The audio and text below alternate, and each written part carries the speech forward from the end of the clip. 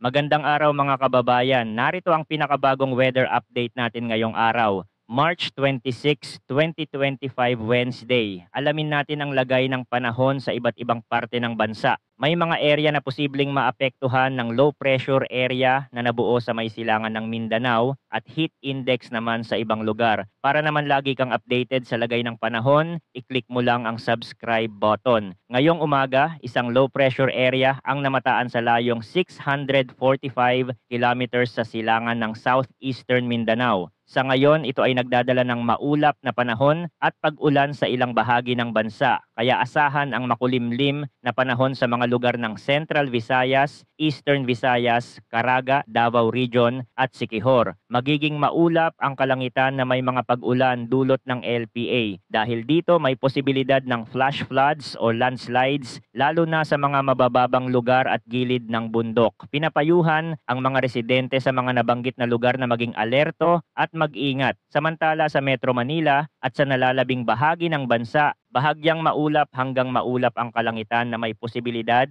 ng mga pag-ulan dulot ng easterlies. Bagamat panandalian lang ang mga pag-ulan, posibleng magdulot ito ng biglaang pagbaha lalo na sa mga lugar na madaling bahain. Narito naman ang forecast na temperatura sa ilang mga lugar ngayong araw. Sa Lawag posibleng maglaro mula 22 to 32 degrees Celsius. Sa Baguio, malamig pa rin ang panahon na may temperatura mula 15 to 25 degrees Celsius. Sa Metro Manila, 24 to 34 degrees Celsius. Sa Puerto Princesa, 24 to 33 degrees Celsius. Habang sa Davao, 25 to 32 degrees Celsius. Samantala ayon sa pinakahuling datos ng PAGASA, kaugnay sa heat index o init na nararamdaman ng katawan kahapon, ang pinakamataas ay naitala sa Dagupan City, Pangasinan na umabot sa 47 degrees Celsius. Ngayong araw inaasahan pa rin na maaaring umabot sa 38 to 39 degrees Celsius ang heat index sa Metro Manila. Sa Dagupan City, posibleng muling maranasan ang 47 degrees Celsius at sa San Ildefonso, Bulacan naman ay inaasahang aabot sa 43 degrees Celsius. Dahil dito pinapayuhan ang publiko na umiwas sa direktang sikat ng araw lalo na mula 10 a.m. ng umaga